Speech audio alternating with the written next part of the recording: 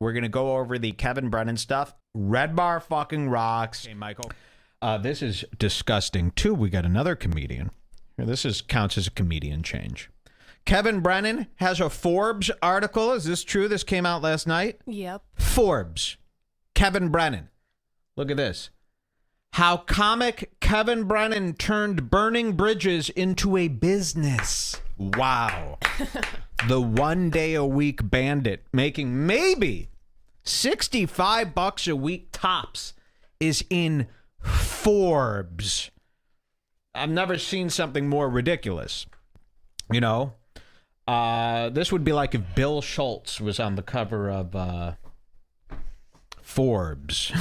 You know what I mean? It's so fucking stupid. How comic Kevin Brennan turned burning bridges into a business. So he's lying to Forbes magazine. And you know what's bad? Here's the guy, Scott King, contributor. Scott King. And this is the problem. When you go to Scott King's Twitter, is there a link here? Yeah. When you go to Scott King's Twitter, 3,000 followers. He's a writer for WGN Radio. He's a comedy contributor for Forbes. He contributes to the Chicago Magazine. So these magazines are compiled now of these 2-bit contributors. They're not real, writers here. So nobody from Forbes actually thinks Kevin Brennan turned burning bridges into a business. It's the dumbest show ever. He doesn't really burn any bridges. I haven't even read the article, but it's probably like, can you believe that this guy just shits on people but then made money off of it? No, Forbes. That's what it is. That's me, Forbes. But that's me. That's not Kevin Brennan. Kevin Brennan doesn't do any of the things I do. And he definitely doesn't make any money. You got the wrong guy.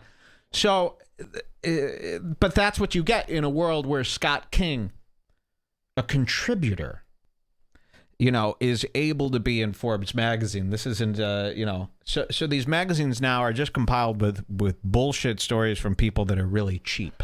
I hate it when in an article they say that someone is in someone else's crosshairs. Oof, let's see this. Everyone has that one person, maybe a few, that you'd love to tell off.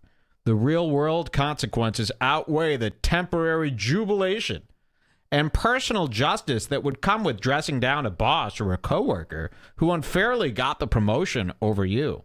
So it rarely happens. Life goes on. Unless you're comedian Kevin Brennan. Burning bridges not only came easy for the Chicago native, after moving back to New York following a stint in L.A., but a business, and now the name of his podcast on Compound Media's network. Wow. If you scroll down to, there's like a video of Compound Media. Keep going, not that. Okay, let's see. There's part, this? the Cumia part is above that. Wow. Where he talks about how... This one? This is... It's like 3 paragraphs ahead. The MLC podcast. I was a fan? Or the MLC? That's like how Cumia is talking about why he loves What's the them. MLC podcast? I don't know. I pretty much skimmed over probably the thing Kevin he did kept before. it going after Lenny and Brennan had gained a fan in a high place. Anthony Cumia of the Opie and Anthony fame, now a content mogul with Compound Media. I was a fan of the podcast he was doing, Cumia said. I love anger. Please. You didn't know what to do. Compound was scrambling to sign shows. People were saying, sign Kevin Brennan. He's a loser doing nothing. He'll do it. And you were scared to sign him for months. Remember that? That was the thing. They were afraid he would burn too many bridges. I mean, he's nothing. Compared, I burned probably 7,000 more bridges per minute than this guy's burnt in his entire life. He had like one stint where he like yelled at someone and... It doesn't count as burning a bridge if you yell at someone, but the bridge isn't burned. Exactly. Like they're all still friends. Yeah. Fuck that guy! And they're like, oh my God, he said fuck that guy?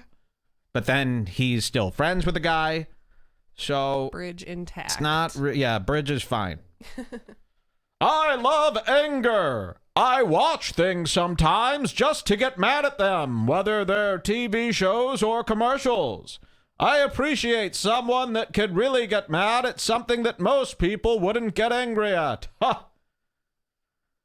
So listening to him on the podcast... Okay, blah, blah, blah. Is that it? Pretty much. Do we have to watch this clip? No, it's not good. There's a part where he says that his sidekick is blind, so it gives him an excuse to touch any people. woman Yeah. he wants. Very So that's shitty nice. article. Not true. Stupid. No bridges burnt. But isn't that funny that that's in Forbes? Forbes of all places. So they really are lying to people pretending that they're making money. Content mogul Anthony Cumia. Gino is flat broke. Gino ain't got no money. Flat broke. He's always looking so damn crummy. Flat broke Gino. Ain't nobody think he's funny. He can't move out of the projects 'cause Gino